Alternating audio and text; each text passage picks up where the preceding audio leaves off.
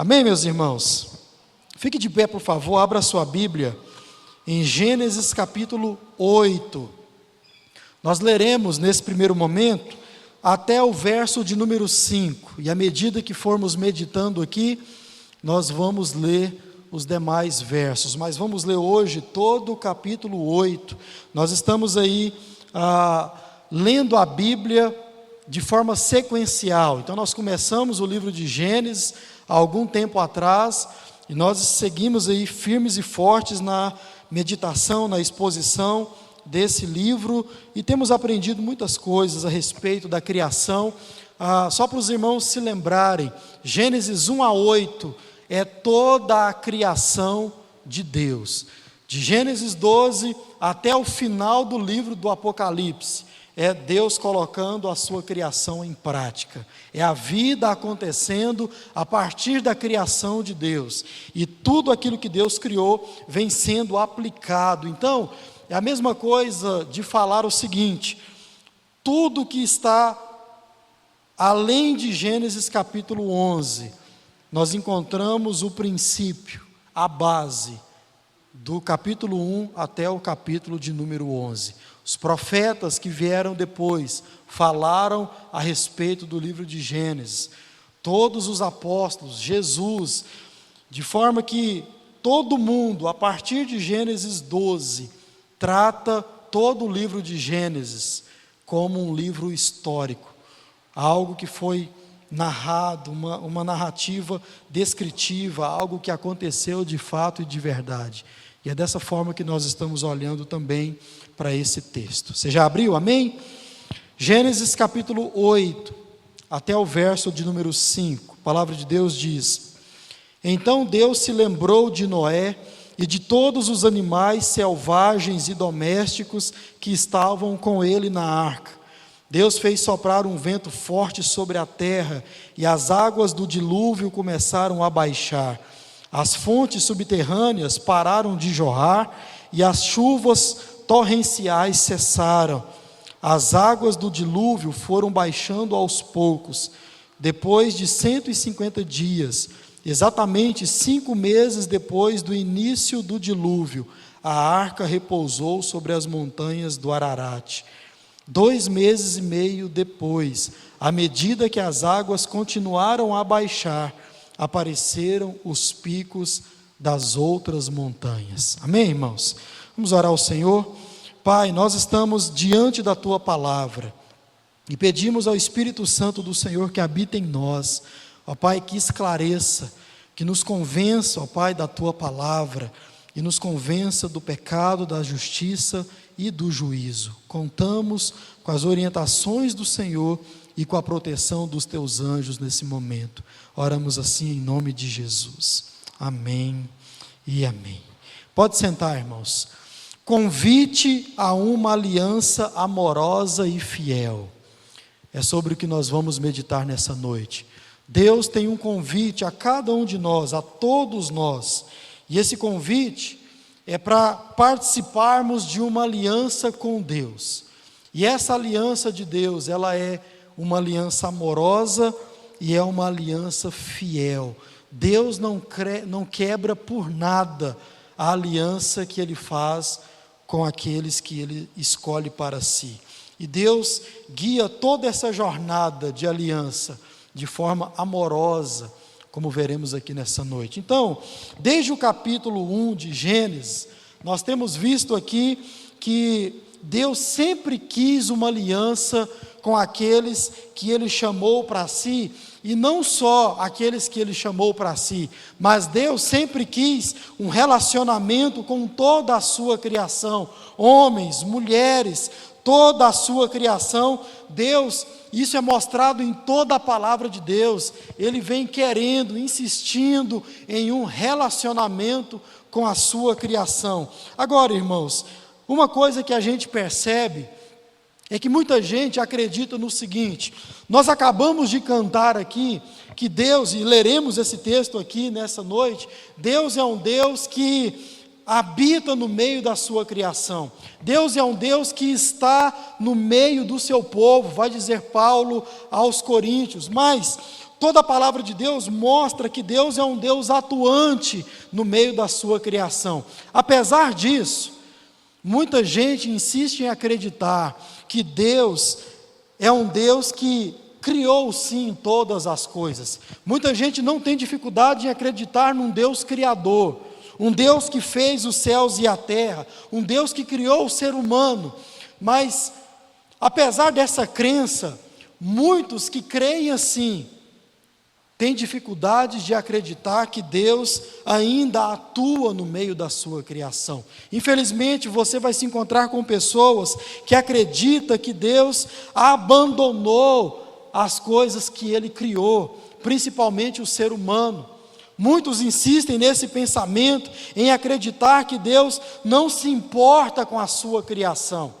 Muitos acreditam que Deus criou o ser humano, principalmente, e abandonou o ser humano, deixou o ser humano ao léu, deixou o ser humano vivendo a sua própria vida, sem nenhuma intervenção da parte de Deus. Deus criou o ser humano, mas Deus o deixou. Acreditam que Deus não se relaciona mais com a sua criação. Meus irmãos, essa inverdade, essa crença se dá muitas vezes por pessoas olharem para a vida do ser humano e olharem também para o sofrimento do ser humano. E muitos entendem o seguinte: veja, se Deus atuasse na vida do ser humano, o ser humano não sofreria tanto assim. Se Deus se movesse em direção ao ser humano, se Deus agisse sobre a vida dos seres humanos, da sua criação, não haveria tanta morte, não haveria tanta desgraça, não haveria tanta coisa ruim acontecendo em meio à criação de Deus. Veja, muitos olham para o sofrimento do ser humano, e por causa desse sofrimento eles dizem: não, Deus não atua no meio da sua criação, Deus não age no meio da sua criação. Mas, irmãos, a palavra de Deus, do início de Gênesis ao fim do livro do Apocalipse, mostra que Deus sempre quis um relacionamento com a sua criação. E Deus vai afunilando, e a Bíblia vai mostrando isso, esse relacionamento, até um relacionamento salvífico com aqueles que Ele escolhe para si. Mas Deus não se relaciona apenas com aqueles que Ele deseja e tem a intenção e até traz sobre eles a sua salvação. Deus se relaciona com toda a sua criação, crédulos e incrédulos. Deus habita e Deus age sobre a sua criação. A palavra de Deus inteira vai mostrar que o desejo de Deus em se relacionar com a sua criação é uma verdade, e não só um desejo, irmãos. A palavra de Deus inteira vem mostrando que Deus é insistente nesse relacionamento. Deus mesmo, desde Gênesis capítulo 1, ou desde a criação do ser humano, em Gênesis capítulo 1, Deus vem mostrando que Ele mesmo busca um relacionamento com o ser humano. Vimos aqui sobre Gênesis capítulo 3, o ser humano se afastou da presença de Deus, trazendo ao mundo de Deus o pecado. O que Deus fez? Deus não se distanciou do homem. Deus procurou um relacionamento com Adão e Eva. Sempre o relacionamento é uma iniciativa de Deus. E isso significa o termo que nós conhecemos hoje como religião. É Deus procurando religar o ser humano com Ele mesmo. Deus procurando criar, trazer, formar um relacionamento entre Deus e o ser humano. A Bíblia inteira vai mostrar que essa é uma verdade. Veja, irmãos, nós devemos entender, como cantamos aqui, que Deus é um Deus que está acima de todos nós. Deus é um Deus santo, de forma que quando Ele olha para Moisés, naquela sarça ardente, Moisés não pode olhar para Deus. Por quê? Deus vai dizer: eu sou diferente de você, Moisés. Eu estou acima de você. Você não tem condições de olhar para mim. Vire de costas. Você não pode suportar isso. A minha glória, a minha presença. Então, a Bíblia inteira também mostra que Deus está acima de toda a sua criação.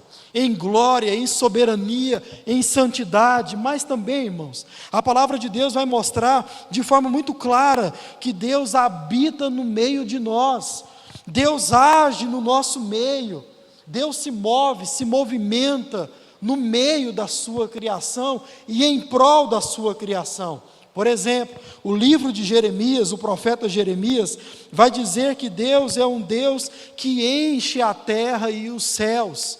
Ou, como algumas traduções traz como uma pergunta retórica: por acaso eu não estou em toda a parte? Por acaso eu não sou aquele que enche os céus e também a terra? O próprio profeta Jeremias também vai dizer: por acaso Deus é Deus apenas de perto e não também de longe? Como acabamos de cantar aqui também, Deus está no meio do seu povo. Paulo, no livro de Atos, vai dizer que em Deus, nós os seres humanos, nós a sua criação, nós os que somos do Senhor, vivemos, nos movemos e existimos. Por quê, irmãos? Porque Deus, Ele está ativo dentro da sua criação. E também Deus está ativo essencialmente na raça humana, sobretudo sobre aqueles que Ele escolheu para si, para fazer uma aliança salvífica. E aí, quando a gente pensa em toda essa imanência de Deus, Deus entrando, se movendo, agindo na raça humana, nós temos uma pergunta para fazer, irmãos. A pergunta é: por que Deus se relacionaria conosco? Por que Deus, em toda a sua soberania, Deus em toda a sua glória, o ser todo-poderoso e autossuficiente, por que esse ser se relacionaria comigo e com você? Poderíamos aprofundar um pouco mais essa pergunta. Por que Deus escolheria nos salvar? Já parou para pensar nisso? Por que Deus, em olhando para mim e para você, olhando para os seres humanos como eles são, falhos, pecadores, seres humanos que, como nós temos visto aqui em todo o tempo, têm feito coisas más? Lá em Gênesis capítulo 6, veja, Deus olha para o ser humano e vê maldade no ser humano, violência em todo o ser humano. Por isso Deus decide varrer a terra com o dilúvio. E o texto que nós estamos aqui hoje lendo é o texto onde Deus vai tirar esse dilúvio, vai acabar com esse dilúvio. Mas por que Deus escolheria nos salvar? Veja, irmãos, nós não podemos fazer isso, mas se nós pudéssemos olhar para Deus, entender a Deus e perceber tudo aquilo que Deus tem para nós, salvação, vida eterna, diz a palavra que os pensamentos dele são maiores que os nossos, são melhores que os nossos. Se nós, por nós mesmos, tivéssemos a condição de olhar para Deus e entender e ver tudo que Deus tem a nos oferecer, veja, seria muito fácil a gente escolher por Deus, não seria? Ora, quem não quer isso? Quem não quer salvação? Quem não quer morar num lugar melhor, habitar em um céu? Quem não quer isso para a sua vida? Mas se não for uma obra do Espírito Santo em nós, nós não fazemos isso. Mas veja, seria fácil se nós pudéssemos fazer assim. Agora, quando nós pensamos em Deus, que nos conhece, porque Ele nos formou, Ele nos criou, Ele nos trouxe do pó da terra, Deus conhece o nosso caráter, Deus conhece a nossa mente, como já disse Deus ainda nesse contexto do dilúvio, e vai dizer ainda nessa noite, Deus conhece o nosso coração, o nosso pensamento. Veja, por que Deus, olhando para tudo isso, escolheria nos salvar? Irmãos, a resposta mais honesta que nós podemos dar é: não sei. Nós não sabemos. Nós não podemos entender a mente de Deus e perceber o que há na mente de Deus que faça Ele olhar para o ser humano, que, como Ele mesmo disse, enche e encheu, e sempre será assim enquanto o homem estiver na terra. Como perguntamos aqui em Gênesis capítulo 3, o que é o mundo senão um aglomerado de homens e mulheres? O que é o pecado no mundo, senão o pecado que está dentro do ser humano? Veja, por que Deus olharia para o ser humano que desprezou a Deus, desprezou a lei de Deus, as palavras de Deus, e Deus então salvaria esse ser humano? Por quê? A resposta mais honesta é: não sei. Mas nós podemos dar uma outra resposta, talvez mais prática, que caiba talvez no nosso entendimento. A resposta é: ele não precisava de nada disso. Deus não precisava desse relacionamento, muito menos desse relacionamento salvífico. Deus não é um Deus como eu e você, não é um ser como eu e você que é solitário, e que, como disse o próprio Deus, não é bom que nós vivamos só. Deus não tem essa solidão. Ele, em sua solidão, ele é autossuficiente. Veja, mas apesar de não precisar desse relacionamento, ele escolheu se relacionar conosco. Ele escolheu se relacionar comigo e com você, e de modo salvífico. E nós só temos, irmãos, que render graças ao Senhor, levantar as mãos aos céus e falar: Senhor, muito obrigado, porque apesar de mim, o Senhor decide me salvar. É mérito do próprio Senhor Deus, pelo o sangue de Cristo Jesus. Então, irmãos, esse capítulo 8 fala desse relacionamento de Deus para com o ser humano.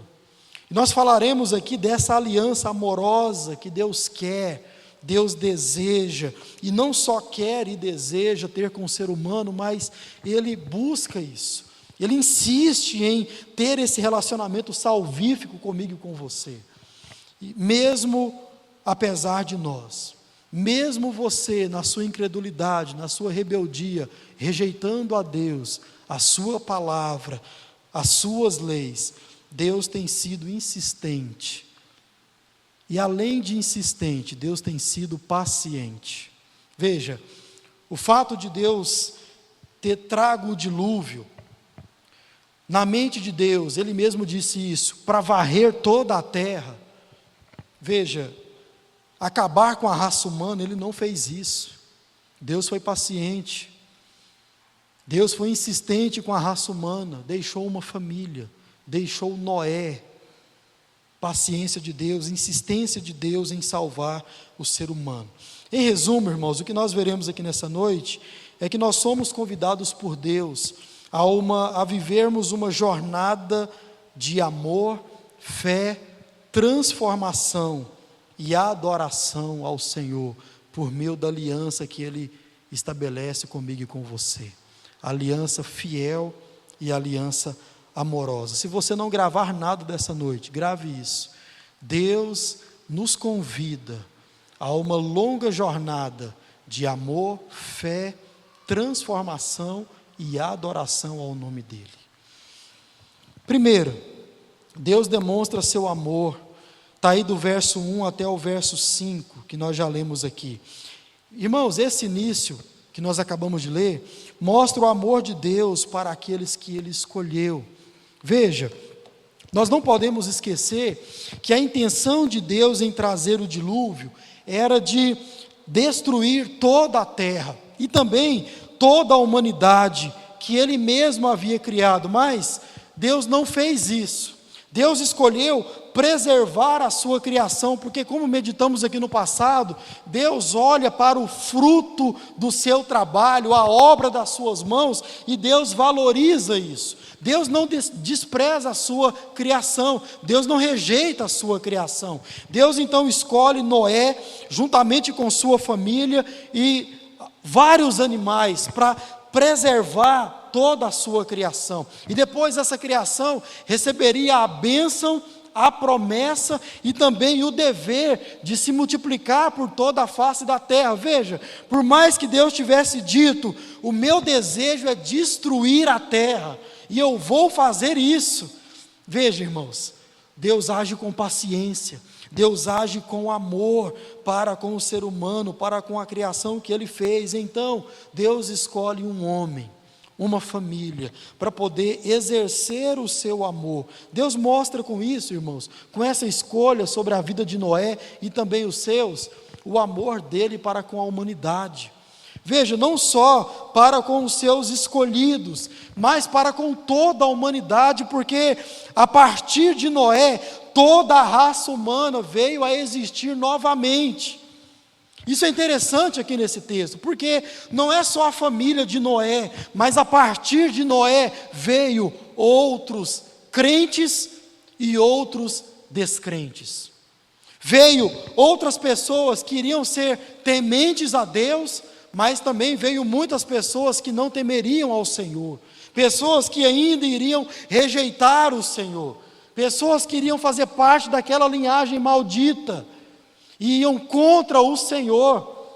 Os próximos episódios, a Torre de Babel traz um homem chamado Nimrod, que criou toda a terra de Babel, criou toda a terra de Nínive, terras que foram contra o Senhor, terras idólatras, pessoas que não iriam nunca adorar o nome do Senhor. Veja, o amor de Deus sobre a sua criação, o amor de Deus sobre a humanidade, e o verso 15 e 17 lá na frente vai mostrar essa realidade. Mas aqui, irmãos, nós temos um termo muito importante.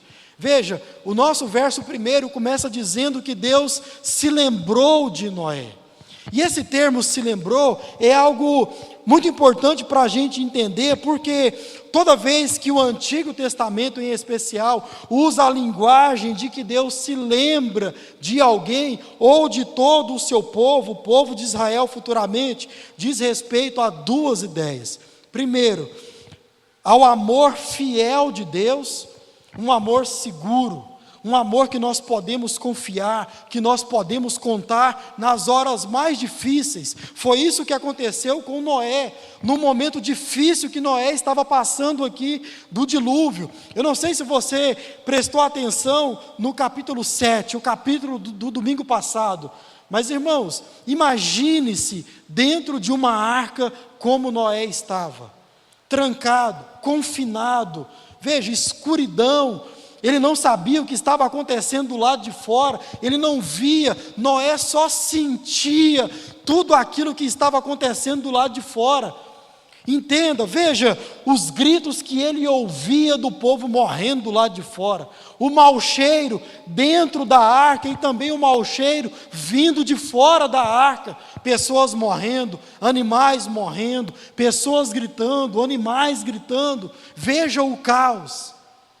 E Noé estava ali, naquele momento também de sofrimento, de angústia, em ver e perceber e sentir e ouvir toda a desgraça que estava do lado de fora da arca. Mas diz o texto aí, irmãos, que Deus se lembrou de Noé. Esse termo diz que Deus amou Noé. E em segundo lugar, esse texto também, esse termo traz uma intervenção de Deus. Veja, o ato de se lembrar diz que Deus amou, mas diz que Deus também agiu. Um sentimento no coração de Deus, por assim dizer, foi nutrido, amor. Mas você já sabe que amor não é um mero sentimento. Amor é uma ação. De modo que se a gente ficar só falando, dizendo que amamos alguém, isso não vale de nada. O que importa mesmo é o que nós iremos fazer depois que a gente diz que ama. Diz o texto, Deus amou Noé, Deus se lembrou de Noé.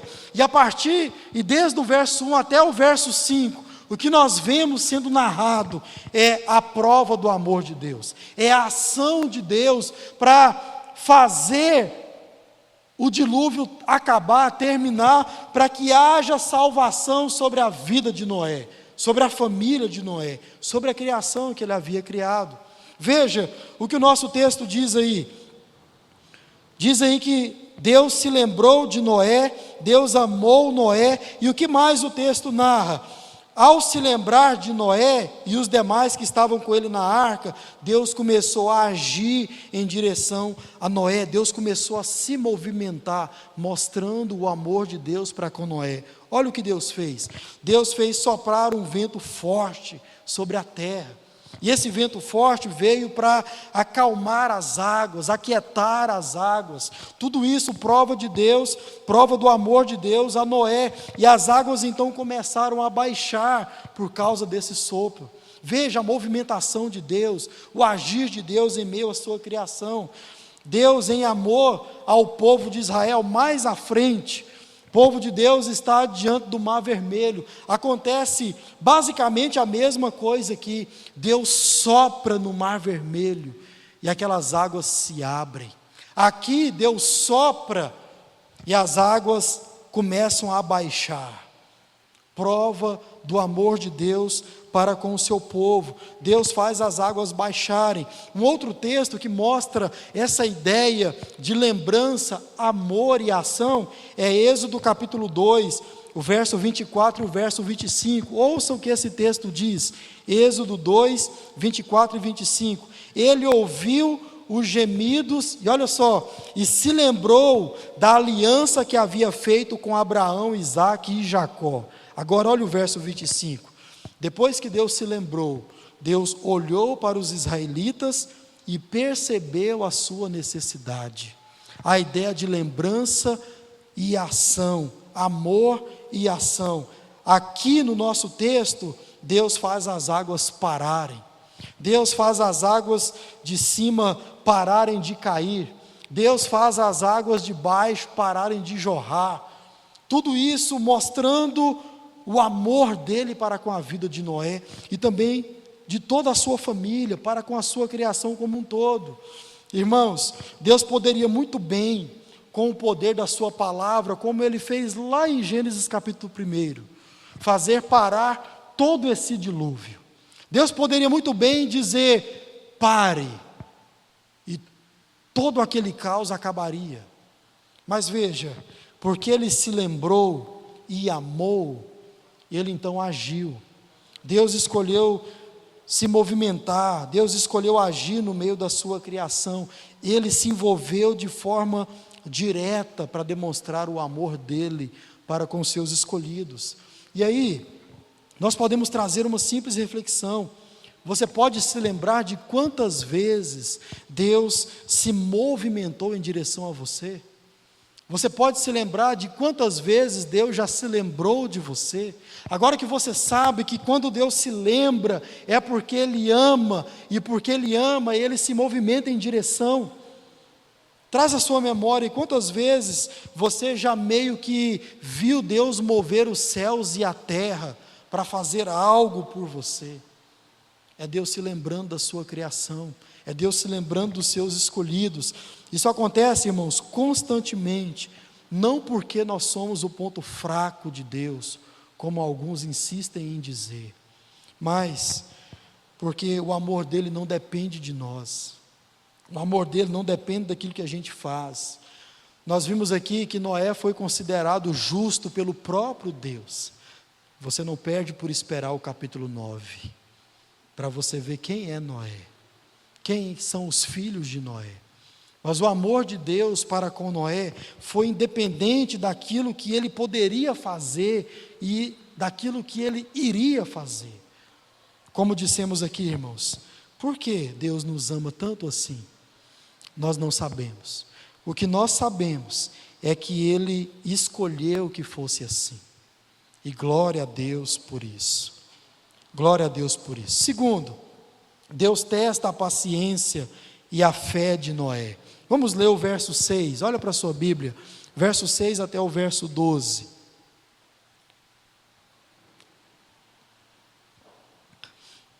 Passados mais 40 dias, Noé abriu a janela que havia feito na arca e soltou um corvo, que ia e voltava até as águas do dilúvio secarem sobre a terra. Noé também soltou uma pomba para ver se as águas tinham baixado e se ela encontraria terra seca. Mas a pomba não encontrou lugar para pousar, pois a água ainda cobria todo o solo. Então a pomba retornou à arca e Noé estendeu a mão e a trouxe de volta para dentro. Verso 10: depois de esperar mais 7 dias, Noé soltou a pomba mais uma vez. Quando ela voltou ao entardecer, trouxe no bico uma folha nova de oliveira. Noé concluiu que restava pouca água do dilúvio. Esperou outros 7 dias e soltou a pomba novamente. Dessa vez, ela não voltou. Veja, todo esse trecho vai mostrar que Deus está vendo, testando a fé de Noé, mas também testando a paciência de Noé em esperar em Deus. Veja, a fé de Noé, ela já tinha sido testada pelo Senhor, mas aqui Deus novamente testa a fé de Noé e acrescenta um ponto importante. Noé, eu quero ver como está a sua paciência em esperar pela minha voz, em esperar pelas minhas ordens, em esperar pelo meu mandamento, em esperar eu falar com você. Deus quer ver a paciência de Noé em esperar nele. Noé já havia demonstrado a sua fé ao obedecer a Deus em tudo que Deus já havia dito, tanto na concepção da arca. Veja, Deus disse a Noé que ele faria uma arca. Por quê? Porque ele traria um dilúvio em juízo. E Deus traria uma chuva, algo que nunca havia acontecido até aquele momento. Noé tinha que crer nisso. E Noé construiu, Noé obedeceu, Noé tinha fé em Deus, Noé era justo perante o Senhor. Mas Noé também foi fiel na construção da arca. Você se lembra dos detalhes? Em construir a arca, Noé não fugiu em nada daqueles detalhes. Noé tinha fé no Senhor, acreditava no Senhor. Agora Deus prova Noé na sua fé, mas também na sua paciência. Irmãos, depois que Deus pousou a arca, Noé esperou 40 dias para abrir a única janela que ele tinha feito naquela arca, a mando do próprio Deus. Veja, aqui essa numerologia, toda essa contagem, nos serve de uma lição muito prática. Olhar para a vida desse homem e ver a paciência que ele teve em ouvir a voz de Deus. E aqui nós temos Noé criando todo um processo que ele mesmo fez para poder perceber de forma natural, clara, como estava o nível das águas.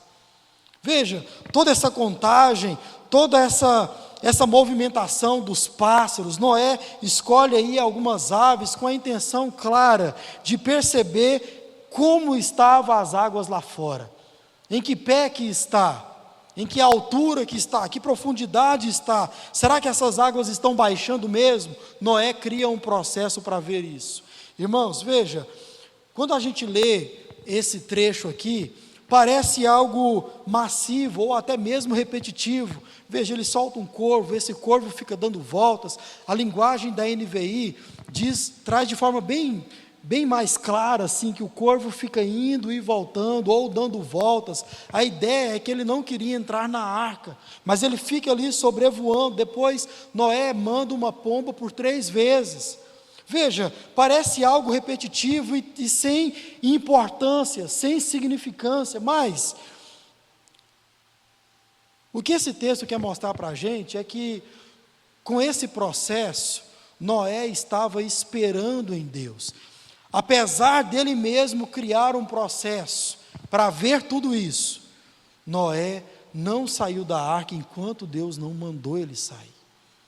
Noé já havia percebido que a terra estava seca. Noé já havia percebido que a água tinha baixado. Por exemplo, o verso 11 diz que na segunda vez que a pomba volta, ela traz consigo um ramo de oliveira. Há 2 formas, pelo menos, de olhar para esse texto. A primeira é que a oliveira era uma planta muito pequena, e de fato era. Então, se a pomba encontrou uma árvore pequena como a oliveira, espera, as águas estão muito baixas. Mas, uma outra forma de olhar, é que como Deus tinha dito, Ele iria varrer toda a terra. Ele iria destruir toda a terra. Então, se isso de fato aconteceu, e a nossa linguagem aqui, a nossa tradução diz que esse ramo, essa folha era nova. Por quê? Talvez porque aquela oliveira era uma oliveira que tinha acabado de nascer. Porque se Deus acabou com toda a plantação, toda a criação, veja, aquele era um ramo novo, era um broto. Então isso significa que as águas estavam muito baixas. Mas irmãos, Noé, 7 dias depois, solta de novo a pomba. E diz o texto que dessa vez ela não volta. Isso significa que a pomba encontrou lugar para ficar. Ela encontrou terra seca, e ela não precisaria mais voltar para aquela arca, mas Noé não sai. Enquanto Deus não mandou, Noé não se moveu. Irmãos, Noé já havia feito os testes, Noé já havia se certificado, ele estava pronto. Noé foi muito sábio e inteligente em pensar em toda essa logística. Mas por que ele não se move? Noé não se move certamente porque desde sempre a sua vida estava debaixo da voz de Deus. A sua vida estava debaixo do comando de Deus. Veja, desde a concepção da arca até a construção da arca, Noé seguiu à risca a voz de Deus, nos mínimos detalhes. Veja, por que agora Noé faria diferente? Certamente Noé estava esperando Deus falar com ele. Deus disse a hora que Noé deveria entrar na arca. Deus disse como Noé deveria entrar na arca. Deus disse como os animais deveriam entrar na arca. Noé está pensando: eu vou esperar a hora que Deus irá mandar eu sair daqui. Porque a minha vida está debaixo do processo, está debaixo da palavra de Deus. O processo que Noé criou foi incrível e foi assertivo, mas Noé estava esperando a palavra do Senhor. Irmãos, nós podemos olhar para a nossa vida e entender a dificuldade que muitas vezes nós temos de esperar a última palavra do Senhor. Veja, nós criamos os nossos processos. Diz a palavra de Deus que faz parte do ser humano. Isso é papel do ser humano, fazer os seus planos. Noé fez o plano dele aqui. Noé criou toda a sua metodologia, todo o seu processo, e de novo, ele foi assertivo nesse processo. Ele estava pronto para sair. Mas irmãos, quantas vezes nós temos a dificuldade de entender, ou de fato e de verdade entregar a nossa vida nas mãos do Senhor, a ponto de ouvirmos a voz de Deus de forma clara falando, vai. Ou o contrário, não vai. Ontem sentamos com um pastor e ele acompanha muitas pessoas, e ele falava de uma missionária que ele está acompanhando, e essa missionária está retornando de São Paulo. Por quê? Porque ela foi entendendo que Deus tinha falado com ela, apesar de muita gente falar, será que Deus está falando com você? E ela foi aceitar um emprego para trabalhar numa casa de gente rica, gente famosa, debaixo de uma promessa, de uma orientação, que ela entendia que assim era verdade. Mas irmãos, pouco tempo depois ela volta, frustrada, arrebentada, e ela disse ao pastor, eu não tenho certeza se eu ouvi a voz de Deus de fato de verdade. Quantas vezes nós damos passos, fazemos os nossos planos, seguimos pelos nossos planos, mas nós ainda estamos com dúvidas se o Senhor está falando ou não com a gente. Muitas vezes nós ouvimos pessoas insistindo para a gente ir, mas nós ainda não entendemos, não discernimos a voz de Deus sobre as nossas vidas. Nós não sabemos esperar. Muita gente quebra a cara por não saber esperar. O plano está feito, está tudo pronto, está tudo certo. Mas Deus não deu a última palavra. Diz a palavra que o nosso papel é fazer os nossos planos, mas a resposta vem da boca de quem? vem do Senhor. Olhando para Noé, depois de todo esse plano perfeito, Deus disse: agora sai da arca. Noé esperou mais 7 dias para ouvir Deus falar com ele. Você tem fé em Deus, amém? Amém ou não? Você tem fé em Deus? A pergunta é: será que você tem tido paciência em esperar Deus falar com você? Noé nos ensina paciência. Terceiro, irmãos, Deus ordena a recriação do mundo. Olha para o verso 13. Verso 13 ao verso 19, diz assim: Noé tinha completado 601 anos. No primeiro dia do novo ano, essa expressão é importante demais, porque aqui Moisés não está falando apenas dos anos de vida de Noé. Moisés não está falando apenas que era um novo ano na vida de Noé, mas Moisés está falando que é um novo ano, é uma nova era sendo inaugurada. Aqui nós estamos diante, irmãos, da recriação de todo o mundo, de toda a humanidade, de todos os animais. Nós estamos diante da recriação. Esse trecho mostra Deus ordenando a recriação do mundo. Continuemos a leitura do início. Noé tinha completado 601 anos. No primeiro dia do ano novo, 10 meses e meio depois do início do dilúvio, quase não havia mais água sobre a terra. Noé levantou a cobertura da arca e viu que o solo estava praticamente seco. Mas 2 meses se passaram e, por fim, a terra estava completamente seca. Então Deus disse a Noé: saiam da arca, você, sua mulher, seus filhos e as mulheres deles. Solte todos os animais, as aves, os animais domésticos e animais que rastejam pelo chão, para que sejam férteis e se multipliquem na terra. Noé, sua mulher, seus filhos e as mulheres deles desembarcaram. Todos os animais, grandes e pequenos, e as aves saíram da arca, um casal de cada vez. Irmãos, esses versos aqui mostram para a gente 2 coisas. Primeiro, Noé estava em um novo mundo. Noé estava em uma nova terra. Noé estava em uma nova criação. Veja, irmãos, Noé, em quase todos os sentidos, atua como um segundo Adão aqui. Veja, lá atrás, Deus cria o mundo, cria Adão e ordena a Adão algumas coisas. Deus acaba então com o mundo, acaba com os seres humanos, com a criação, e Deus então recria novamente o mundo, recria novamente os seres humanos, os animais, as plantas, tudo. Noé então funciona como um segundo Adão. E veja, Noé está em uma terra lavada, uma nova terra e uma terra lavada, uma terra limpa, uma terra totalmente purificada pelo julgamento de Deus, que foi o dilúvio. Isso aqui, irmãos, é interessante demais, porque Noé, nós já sabemos, ele foi um homem totalmente separado pelo próprio Deus.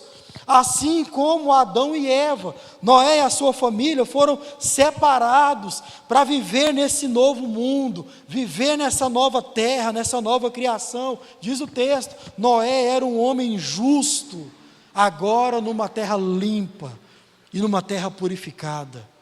Não havia mais a presença do poder do pecado, por assim dizer. Noé era justo e a terra estava limpa. A terra estava totalmente purificada. Veja, o apóstolo Pedro, em 1 Pedro 3, de 18 em diante, olha para esse texto, para esse episódio, e ele então, ao olhar para as águas do dilúvio, ele faz uma referência às águas do batismo, que simbolizam, irmãos, a nossa nova vida, simboliza a nossa nova criação. Todos nós que passamos pelas águas batismais, todos nós juntos, o povo de Deus, a igreja do Senhor, nós mostramos uma nova criação.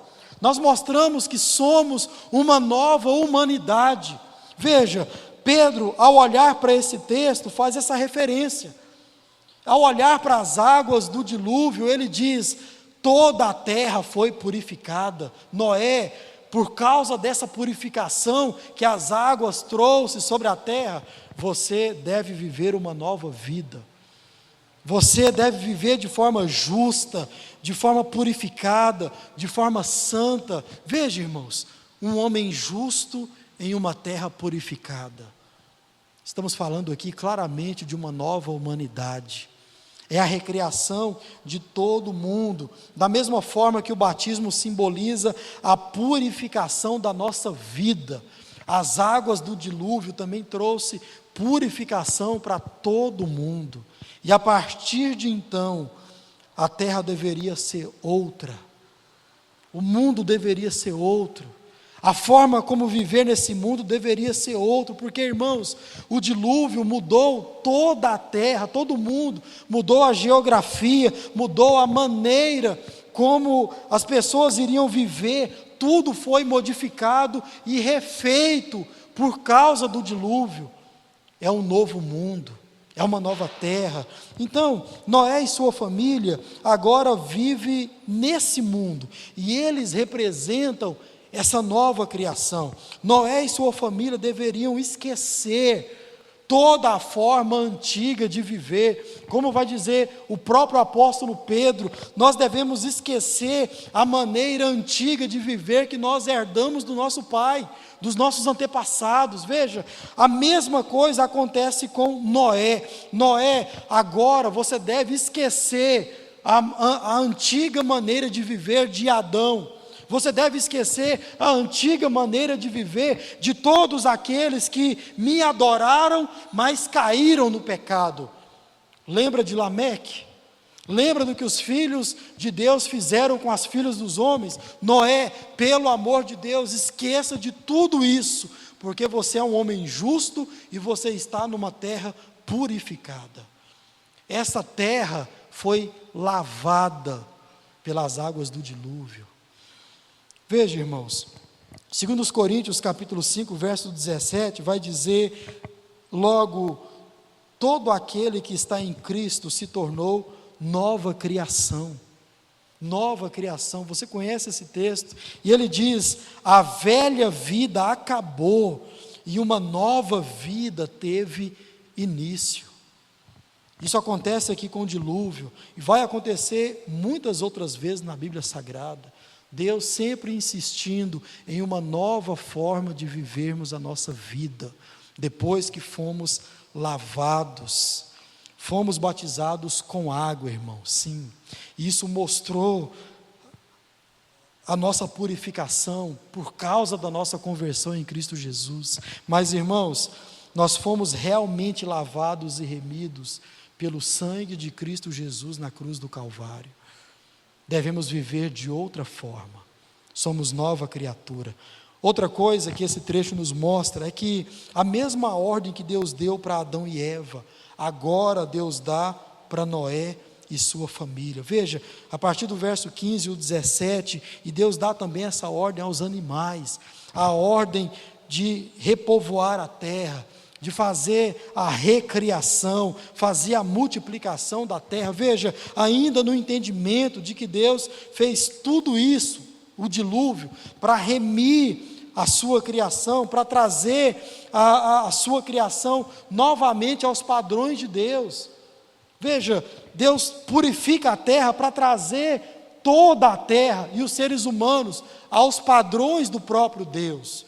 A como Deus decretou lá em Gênesis capítulo 1, e vem decretando até aqui, e até o capítulo 11, a ordem é a mesma.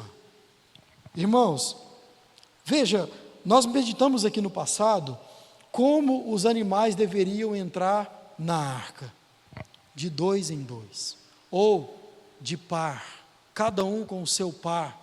Como os seres humanos, a família de Adão, de Noé, deveriam entrar na arca, cada um com o seu par.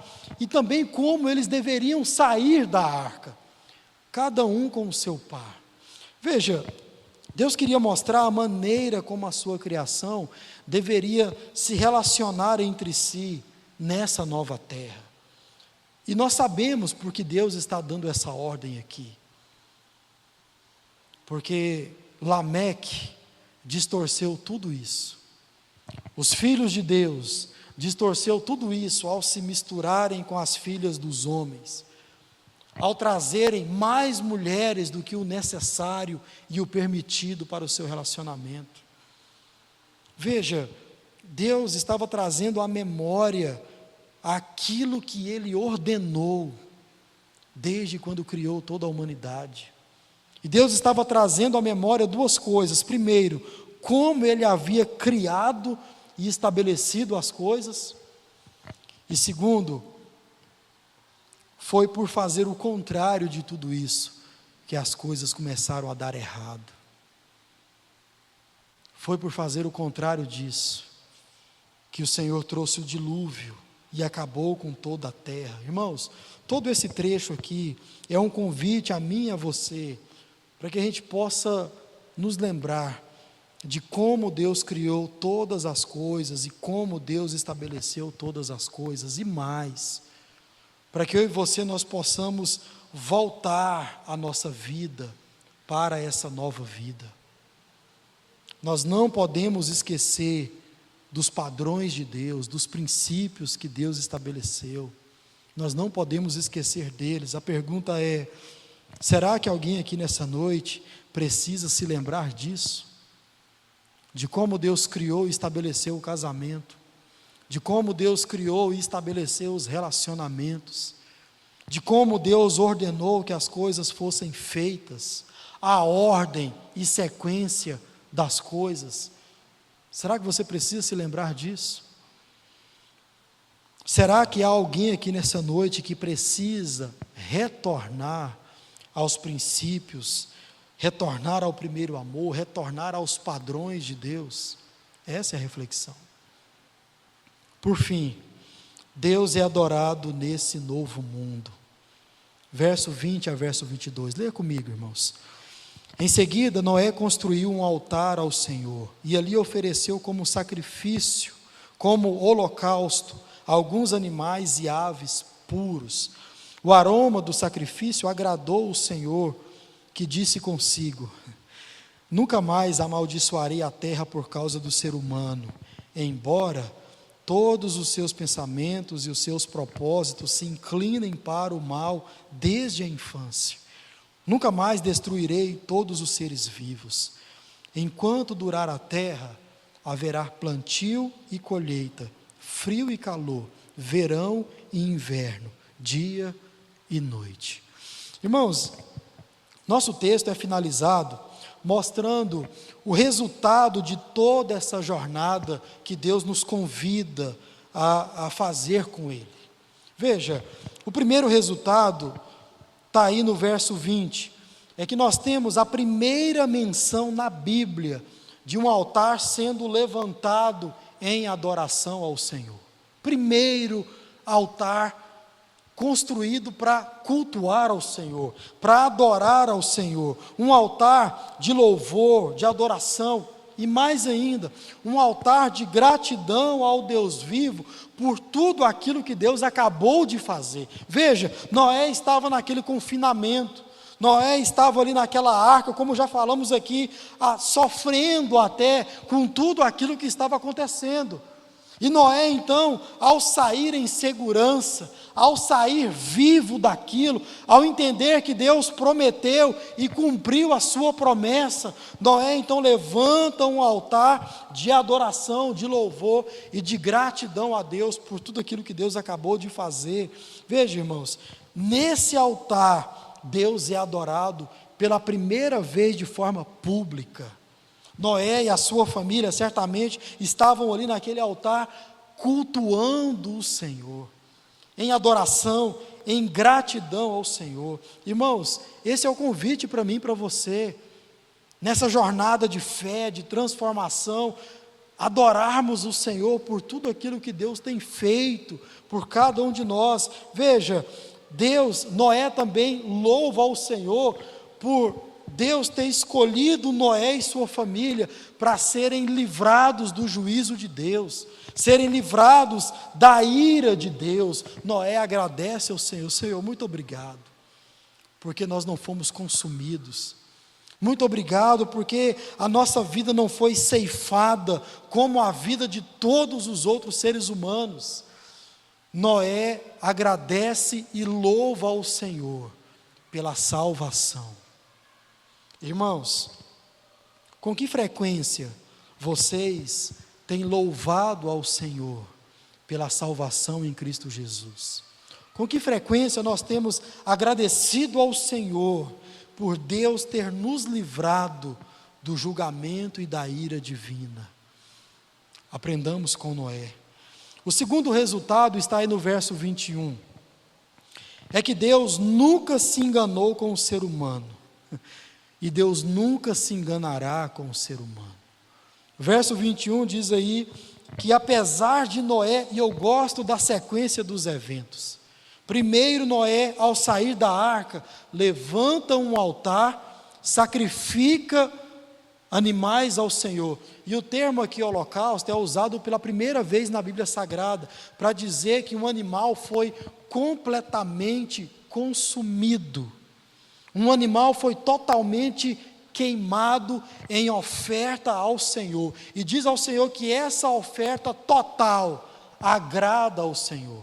Você se lembra de uma outra oferta total que Deus se agradou? A oferta de Cristo Jesus na cruz do Calvário. Diz o autor dos Hebreus que ela foi completa e suficiente, porque o Senhor foi imolado de forma total, cabal. Essa é a oferta que agrada ao Senhor. Por que as nossas obras não podem agradar o Senhor? Por que as nossas obras, como vai dizer o profeta, são trapos de imundícies? Porque elas não podem subir como um aroma agradável ao Senhor, a tal ponto de agradarmos o Senhor na sua totalidade, por assim dizer. Somente um sacrifício completo e total agrada ao Senhor. Esse é o primeiro que é feito como oferta queimada, uma oferta toda ao Senhor. Irmãos, mas Deus não se engana com o ser humano. E Deus jamais se enganará comigo e com você. A sequência dos eventos é que Noé adorou o Senhor. Mas Deus diz aí que Noé também tinha o seu coração inclinado para o mal, desde a sua infância. E isso vai ficar claro no domingo que vem, se assim Deus nos permitir. Veja, Deus sabe do coração do ser humano. Deus sabe do meu e do seu coração. Deus sabe sim que a nossa intenção de adorá-lo é boa e legítima. Deus sabe disso. Deus sabe, todas as vezes que nós vimos aqui, é para buscar o nome dEle, é para adorar o nome dEle. Deus sabe disso, irmãos. Mas Deus sabe também das nossas intenções. Deus sabe da intenção do nosso coração. Diz o nosso texto, toda a nossa intenção, todo o nosso querer é voltado para o mal, e não é de hoje, é desde a nossa infância. Infância aqui entenda como um bebê de colo, um bebê recém-nascido, já é inclinado para o mal. Deus não se engana com o ser humano. Isso ficará muito claro quando Noé, no capítulo 9, planta uma vinha, e ele, ao se embriagar com o fruto dessa vinha, ele traz toda a maldição para a sua família, para dentro da sua própria casa. Deus conhece o nosso coração. Eu acabei de perguntar se há alguém aqui que está precisando retornar aos princípios, aos padrões de Deus. Talvez você disse: não, pastor, está tudo bem comigo. A minha vida diante do Senhor está ok, está tudo certo. Veja, esse texto nos mostra que Deus conhece os nossos pensamentos, Deus conhece o nosso coração, e eles são inclinados para o mal. O último resultado está aí no verso 22, é a aliança de Deus com a sua criação, não apenas com Noé e sua família, mas com toda a sua criação. Deus não destruiria mais a terra com água. Deus não iria mais acabar com toda a terra, como Ele acabou de fazer. Veja, irmãos, não é que Deus eliminou a maldição de Gênesis capítulo 3, não é isso, mas sim que Deus promete não ir além daquilo que Ele estabeleceu em Gênesis capítulo 3, quando Ele for castigar e promover juízo sobre a terra e sobre a humanidade. Deus promete não ir além daquilo. A promessa que veio com Noé, em Gênesis 5, verso 29, que você já viu aqui, Deus também se lembrou dela. Qual é a promessa? O nome de Noé. Noé trouxe alívio do trabalho, trazendo esperança, esperança que a terra continuaria produzindo o seu alimento. Esta terra continuaria a ser produtiva. Essa foi a promessa do Senhor. E Noé trouxe essa promessa, o alívio. Irmãos, Deus mantém o ritmo das coisas ao estabelecer de forma clara, no último verso, verso 22, as estações. Veja, engraçado, por que Deus insiste em mostrar plantio, colheita? Por que Deus insiste nisso? Irmãos, Deus se lembra de suas promessas. Promessas essas que nós tratamos muitas vezes como algo natural. Eu vou plantar e eu vou colher. É assim que as coisas são. E a gente esquece que isso é uma promessa sobrenatural da parte de Deus para toda a sua criação. Porque, irmãos, de forma bem simples, o alimento que a terra produz serve para a manutenção da nossa vida, serve para a existência da nossa vida. Não há existência humana se não brota alimento da terra. Não há. A pergunta é: como haverá uma aliança de Deus para com muitos, se todos os seres humanos não tivessem a oportunidade de se alimentar, não tivessem a oportunidade de plantar e colher, e se o próprio Deus não tivesse trazido tudo isso como uma promessa, de que você iria plantar, você vai colher, e você vai sobreviver. Isso não é algo natural. Por que nós estamos vivos até hoje? É porque Deus tem uma aliança comigo e com você. É porque Deus tem uma promessa para mim e para você. Deus deseja ter uma aliança com o ser humano. Por isso a terra continuará produzindo. Por isso Deus trouxe frio, calor, estações do ano propícia para gerar alimento para mim e para você. E tantos outros que ainda não fazem parte da aliança salvífica do Senhor, dia após dia, porque vivem, têm a oportunidade de se aliançarem com o Senhor. Sim, meus irmãos, tudo isso aqui aponta para a eternidade, absolutamente tudo. Noé, como um justo, aponta para Cristo, o justo. Noé era só mais um justo na terra. Cristo Jesus foi o justo aqui nessa terra. A arca de madeira aponta para a cruz de Cristo e também para o próprio Cristo, que é a nossa embarcação segura, é a única embarcação segura.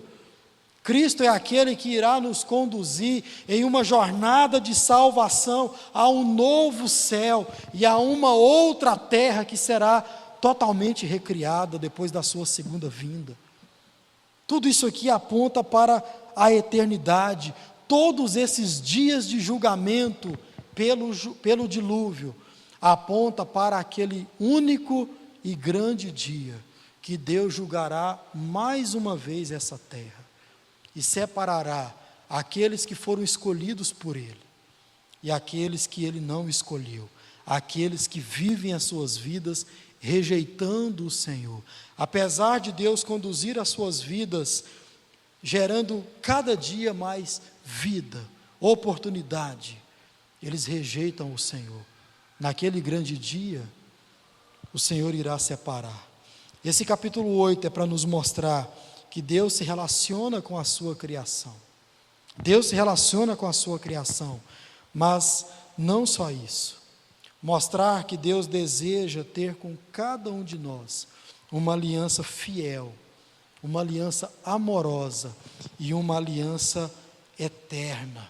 E enquanto formos guiados nessa aliança, a expectativa de Deus, o desejo de Deus é que nós cultuemos a Ele, que nós adoremos a Ele, porque só Ele é digno de receber todo o nosso louvor e toda a nossa adoração. Amém, meus irmãos?